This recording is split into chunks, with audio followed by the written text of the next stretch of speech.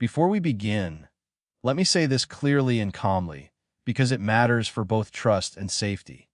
What I'm about to share is not a replacement for your doctor, your therapist, or your personal medical care.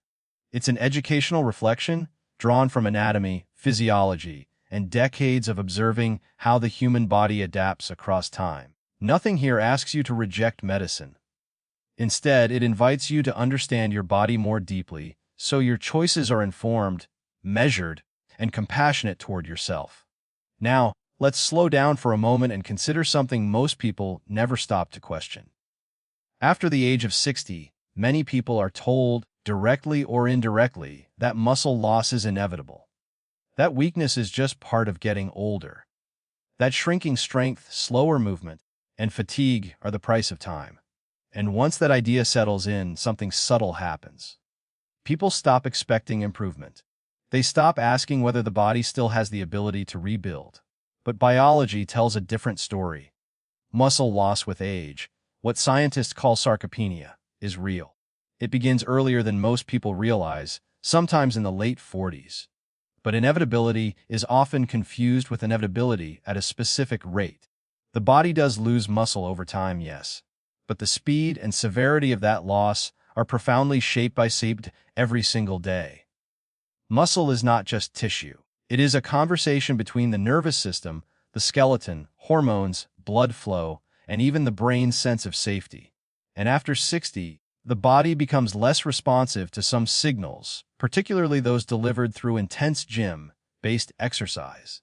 That doesn't mean it's unresponsive. It means it listens differently.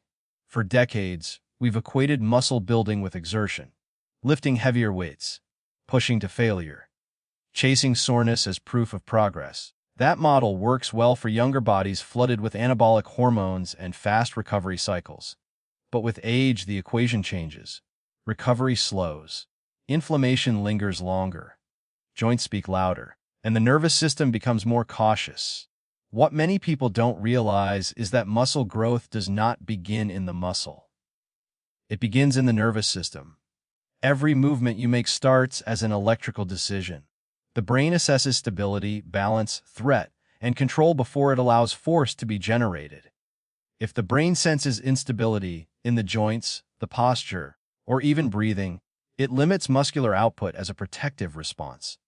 This is why many people over 60 work hard in the gym yet see little improvement. The effort is there, but the signal is weak. The brain is not convinced that more strength is safe. Now here is where the idea of a single move comes in, not as a magic trick, not as a shortcut, but as a foundational signal that speaks directly to the nervous system in a language it understands. It's not explosive, it's not aggressive, and it doesn't look impressive. It's controlled rising and lowering from the ground. The simple act of getting down to the floor and standing back up, slowly, intentionally, and repeatedly, is one of the most neurologically rich movements the human body can perform, especially after 60. Think about what this movement requires. It demands coordination between the feet, ankles, knees, hips, spine, and shoulders. It challenges balance without shock. It requires core engagement without strain. It forces muscles to work together instead of in isolation.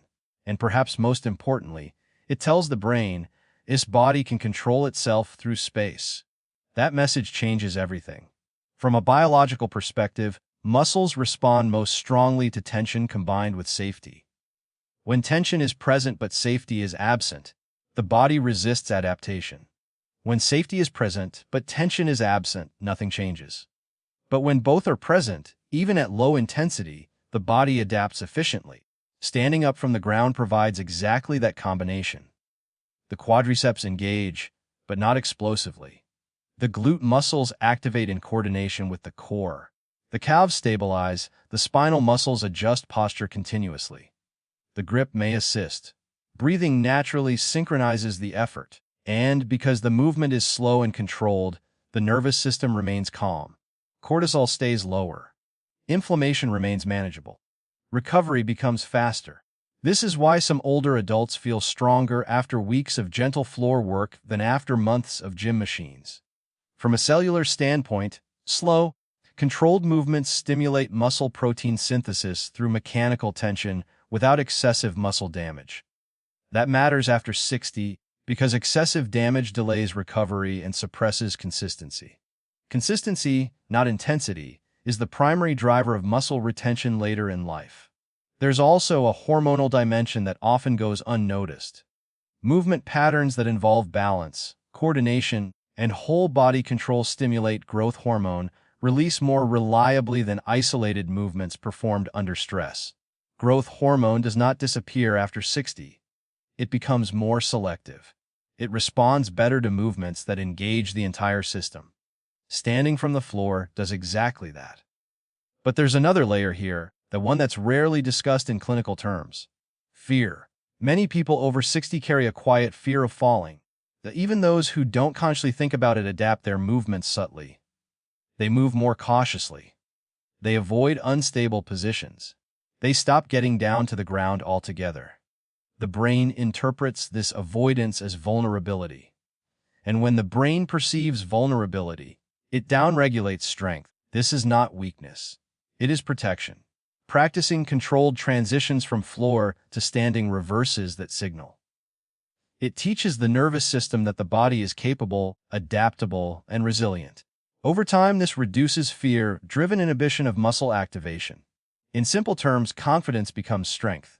Now, compare this to many gym environments. Machines remove balance demands.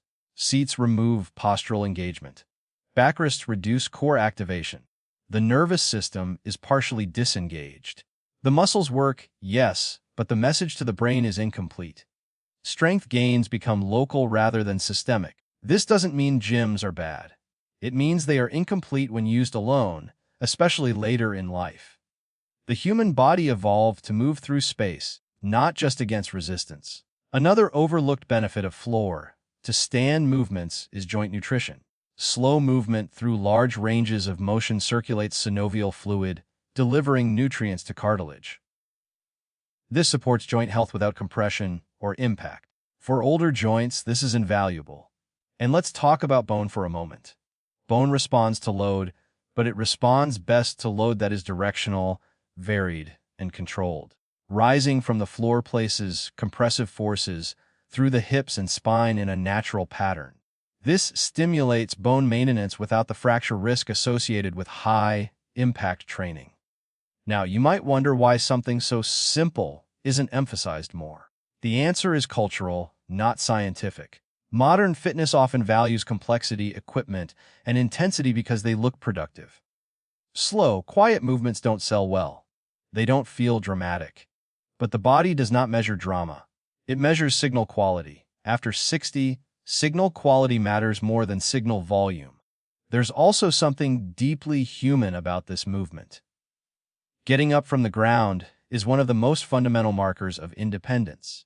It's something children do effortlessly. It's something many older adults quietly avoid. Reclaiming it is not just physical. It's psychological. That every successful repetition reinforces the idea that decline is not total and adaptation is still possible. From a neurological perspective, repeated controlled movements strengthen motor maps in the brain. This improves reaction time, coordination, and balance, factors far more predictive of longevity than raw strength numbers. This is why some surgeons, physiologists, and rehabilitation specialists quietly emphasize this movement to their patients, not as a workout, but as a daily practice. Performed slowly, without rushing, without competition, without pain, just presence.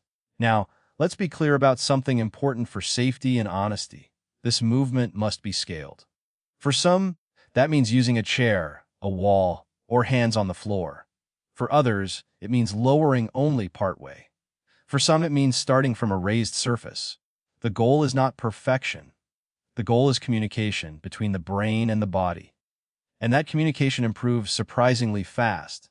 Within weeks, many people notice stronger legs, improved balance, and less effort during daily tasks like climbing stairs or standing from a couch. These are not dramatic transformations. They are meaningful ones. And meaningful change is what sustains long-term health. There's also a metabolic aspect worth reflecting on. Large, Coordinated movements improve insulin sensitivity more effectively than isolated exercises. This helps regulate blood sugar, which indirectly supports muscle preservation. Metabolism is not just about calories, it's about cellular communication. After 60, efficiency matters more than volume.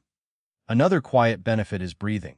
During slow transitions from floor to standing, breathing naturally deepens. The diaphragm moves more fully. This improves oxygen delivery and calms the nervous system. Calm nervous systems build tissue more efficiently than stressed ones. This is why people often feel grounded, not exhausted, after these movements. Now, notice what's absent here. No talk of pushing limits, no obsession with numbers, no chasing soreness. Instead, there's curiosity. How does my body respond today? Where do I feel stable? Where do I feel hesitant? That mindset itself changes physiology. Stress hormones decrease, recovery improves. Consistency increases. And consistency is the real secret to muscle preservation after 60. It's worth pausing here to reflect on something deeper. The body does not age uniformly. Some systems slow faster than others. Muscles respond slower. Tendons stiffen. But the nervous system remains remarkably adaptable well into old age. When we engage the nervous system first, through balance, coordination, and control, muscles follow. This is why a single, well-chosen movement can outperform hours of fragmented effort. Not because it's magical, but because it's coherent. It speaks to the body as a whole. There's also humility in this approach. It respects the body's current state instead of fighting it. It works with biology, not against it. In surgical recovery, we often see this principle clearly.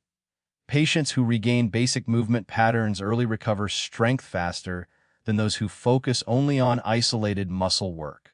The foundation matters. The same applies outside the hospital. Rebuilding muscle after 60 is less about building more and more tissue and more about restoring communication. Once communication improves, strength often returns naturally. And perhaps the most overlooked aspect of all is meaning. Movement that feels purposeful is more likely to be repeated. Getting up from the floor has purpose. It's not abstract. It's practical. It's directly connected to living. That connection matters for motivation, especially later in life. So when we talk about one move that rebuilds muscle faster than the gym, we're really talking about a shift in perspective. From force to control, from intensity to intention, from fragmentation to integration. This isn't about doing less. It's about doing what the body actually responds to now. And there's something reassuring in that. It means strength is not behind you. It's simply asking to be approached differently. If you move slowly, attentively, and regularly, especially through movements that require balance and coordination, the body listens. Muscles respond. Confidence grows. Not all at once, not dramatically, but steadily. And steady adaptation is what lasts. So if you're over 60 and wondering whether your body can still change, the science offers a quiet but hopeful answer. Yes, it can. Not through punishment, not through fear, but through intelligent, respectful movement that reminds the body it is still capable, still adaptable, and still worth caring for.